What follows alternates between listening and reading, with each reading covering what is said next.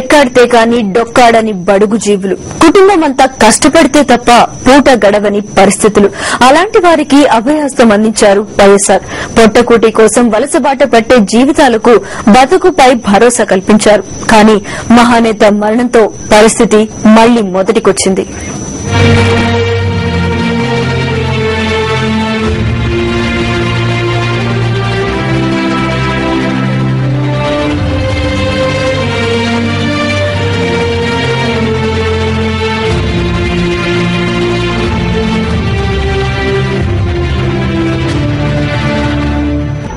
మహానేత హయాంలో కుల వృత్తులపై ఆధారపడిన వారి బతుకులు 3 పువ్వులు 6 కాయలుగా భాసిల్లాయి.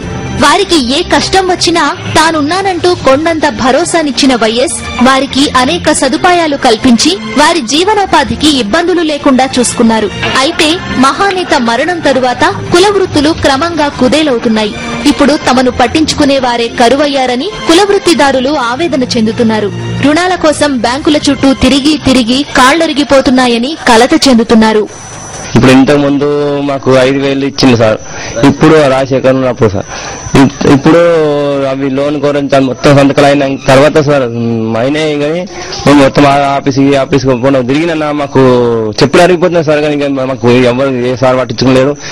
ఈ సంతకం రా, కాస్ట్ సర్టిఫికేట్, ఇన్కమ్ సర్టిఫికేట్ తీసుకురా, అవన్నీ తీసుకురమ్మన్నాడు. సరే అన్ని సర్టిఫికేట్ అన్ని కరెక్ట్ ఉన్నాయి. మేము తెచ్చి ఆడ వారిస్తే సార్ ఈ సార్ ఆ బ్యాంక్ తడుకో, ఈ బ్యాంక్ వెళ్ళిపోయింటే ఆ బ్యాంక్ తడుకోవాలని సార్ అంటున్నాను.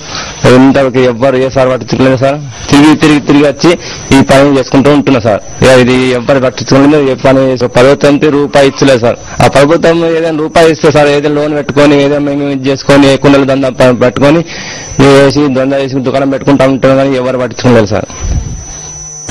ఓవైపు నిత్యావసరాల ధరలు నింగినంటుతుండగా తాము చేసిన పరికరాలకు మాత్రం గిట్టుబాటు ధరలు లభించడం లేదని కులవృత్తుల వారు వాపోతున్నారు. మహానేత మరణానంతరం కులవృత్తుల వారికి ప్రోత్సాహమే కరువైందంటున్నారు. మాకైతే ఏం కొన్నా గానీ అన్ని ఇబ్బంది ఉన్నాయి. మరి ఏ మట్టి కొందామన్న ఇబ్బంది ఉన్నది, మరి గుర్రపెండ కొందామన్న ఇబ్బంది ఉన్నది, ఏం చేద్దామన్న ఇబ్బంది ఉన్నది. చెక్కపొట్టు తెచ్చుకునాలే, కాల్చుకునాలే. మళ్ళీ మరి అంజనికి రేట్ అయితే ఉండదు, మాల్ మొత్తానికి రేటే ఉన్నది కానీ మాకైతే రేట్ ఉండదు.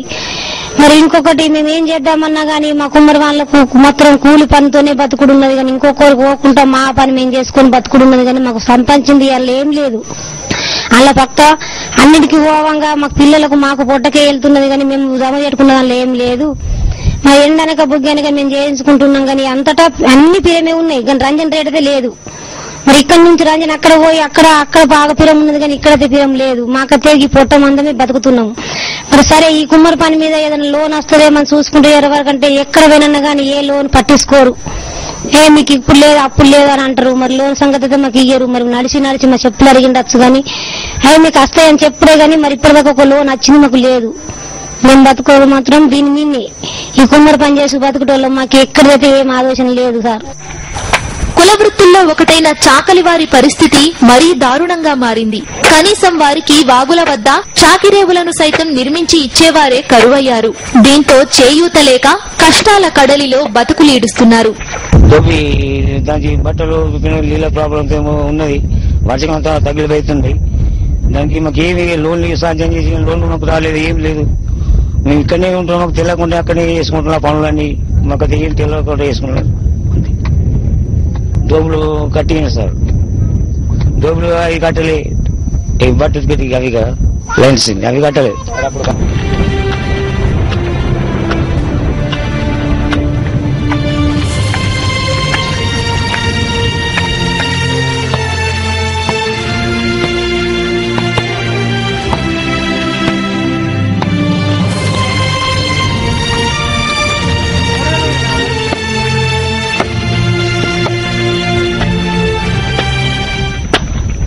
చేత పట్టుకుని బతుకు బండిలాగుతున్న ప్రతి కులవృత్తిదారుడిది ఇదే పరిస్థితి. ఇలాంటి పరిస్థితిలో తమ ఆరాధ్య దైవం రాజశేఖర్ రెడ్డి బతికుంటే తమకిన్ని కష్టాలు వచ్చి ఉండేవి కావంటూ వారంతా విలవిల్లాడుతున్నారు. దాటుతున్నాయి కానీ చేతలు మాత్రం గడప దాటడం లేదు. మహానేత అమలు చేసిన ప్రతి పథకాన్నే కాదు, రూపొందించిన ప్రణాళికలకు సైతం పాతరేస్తోంది ప్రభుత్వం. సంక్షేమ రాజ్యాన్ని కాస్త సంక్షోభ రాష్ట్రంగా మార్చేస్తోంది. ఖమ్మం జిల్లాలో అధికారిక లెక్కల ప్రకారం సుమారు 17 లక్షల మంది చేతి వృత్తిదారులున్నారు.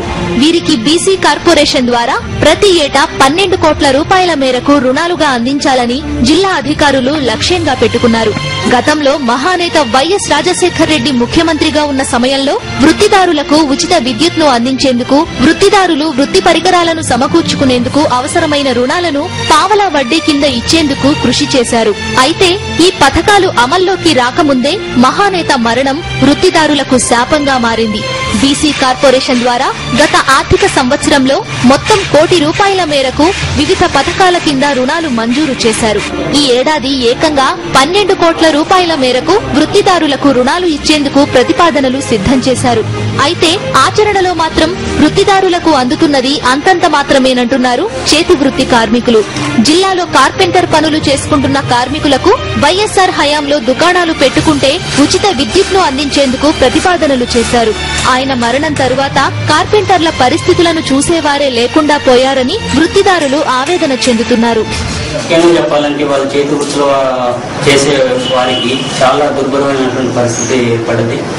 అప్పుడు రాజశేఖర రెడ్డి గారు బ్రతుకున్న రోజుల్లో, రాజశేఖర రెడ్డి గారు పరిపాలించిన రోజుల్లో మాత్రం పేద ప్రజలకు కానీ, చేతి వృత్తుల వారికి కానీ, కార్మికులకు కానీ, పేదవాళ్ళకు కానీ, మహిళలకు కానీ ప్రతి ఒక్కరికి కూడా ఎంతో ప్రోత్సాహంగా ముందుకు తీసుకుపోయడం జరిగింది. కానీ ఇప్పుడు ఆ పరిస్థితి లేదు. అప్పుడు చేతి వృత్తులకి మాకు షాప్ పర్పస్, కార్పెంటర్ పర్పస్ కూడా మాకు విద్యుత్ ఫ్రీ ఇవ్వడం అనేది జరిగింది. కానీ ఇవాళ రైతులకు కూడా ఇచ్చే పరిస్థితి లేకుండా అయింది.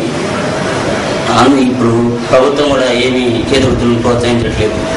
దగ్గర ఇప్పుడు మామూలుగా పని చేయాలన్నా కూడా మాకు కావాల్సినటువంటి సామాన్లన్నీ తీసుకోవాలన్నా కూడా ముఖ్యంగా ఎంత లేదన్నా కూడా ఒక 20,000, 30,000 రూపాయలు సామాన్లు పడతాయండి. అదే పెద్ద భారీ ఎత్తున చేసుకోవాలనుకుంటే, షాప్ పర్పస్ చేసుకోవాలంటే 1 లక్ష రూపాయలు, 1,50,000 వరకు కూడా మాకు సామాన్లు అవసరం ఉంటుంది. కానీ అలాంటి ప్రోత్సహించేది ఇప్పుడు అయితే ఎవరు లేదండి. ఇక్కడ కనిపిస్తున్నది వల్లోజీ రాజు, గుళ్లపల్లి నరేష్లు. ఖమ్మం అర్బన్ మండలం ఖానాపూర్లో హెయిర్ కటింగ్ సెలూన్ నడుపుకుంటున్న వీరు ప్రభుత్వం నుంచి చేయూత కోసం చెప్పులరిగేలా తిరిగినా ప్రయోజనం లేకుండా పోయిందని వాపోతున్నారు. బీసీ కార్పొరేషన్ నుంచి సెలూన్ ఏర్పాటు కోసం దరఖాస్తు చేసుకున్నా రుణాలు మాత్రం పొందలేకపోయామని ఆవేదన చెందుతున్నారు. ప్రతి నెల 5,000 రూపాయల మేరకు సెలూన్ కు అద్దె చెల్లిస్తున్నామని, విద్యుత్ బిల్లుల కింద నెలకు 500 రూపాయలు కట్టాల్సి వస్తోందని చెబుతున్నారు. సెలూన్ ఏర్పాటుకు 1,50,000 నుంచి 2 లక్షల రూపాయల మేరకు అప్పులు తీసుకువచ్చామని, వాటికి వడ్డీలు కట్టడంతోనే తమ సంపాదన సరిపోతోందని వాపోతున్నారు. మహానేత బతికి ఉంటే తమకు ఖచ్చితంగా ప్రభుత్వ సాయం లభించి ఉండేదని పేర్కొంటున్నారు. కుల వృత్తిదారులపై కనీస కనికరం లేని సర్కారు తీరు వల్ల బతుకు బండి లాగడమే భారమైపోతోందని వీరంతా ఆవేదన వ్యక్తం చేస్తున్నారు. మళ్లీ అవే కష్టాలు, మళ్లీ అవే కన్నీళ్లు. కుల వృత్తిదారులను మళ్లీ పాత రోజులు పలకరిస్తున్నాయి. చేతి వృత్తిదారులను కష్టాలు కలవరపరుస్తున్నాయి. గ్రామీణ జీవనాన్ని మళ్లీ చిన్నాభిన్నం చేస్తున్నాయి. గ్రామీణ జీవనంలో కుల వృత్తులే కీలకం. అలాంటి కుల వృత్తులకు కాస్తంత ఆసరా అందిస్తేనే వాటిపై ఆధారపడే వారి జీవితాలు బాగుపడతాయి, వారి కుటుంబాల్లో వెలుగులు నిండుతాయి. కానీ ఒక్క వ్యక్తి దూరం కావడంతో గ్రామీణ జీవన విధానమే ఛిద్రమైపోతోంది. ఒక్క వ్యక్తి దూరం కావడంతో ఆయన ఆశయాలన్నీ సమాధి అయిపోతున్నాయి. మహానేత వైఎస్ అమలు చేసిన ప్రతి పథకం కాంగ్రెస్ దేనని చెప్పుకునే అధికార పక్షం నేతలు ఆయన ఆశయాల్ని మాత్రం ముందుకు సాగనీయడం లేదు. అంతేకాదు, దగ్గరుండి మరీ పాతరేస్తున్నారు. ప్రతి పథకాన్ని క్రమంగా అటకెక్కిస్తున్నారు. కుమ్మరి వృత్తిదారుల ఆవేదన కూడా అదే. కుండలు చేసుకునే తమకు వైఎస్ హయాంలో బ్యాంకు రుణాలు, పింఛన్లు అందేవని ఇప్పుడు వాటి అడ్రస్ లేకుండా పోయిందని ఆవేదన చెందుతున్నారు.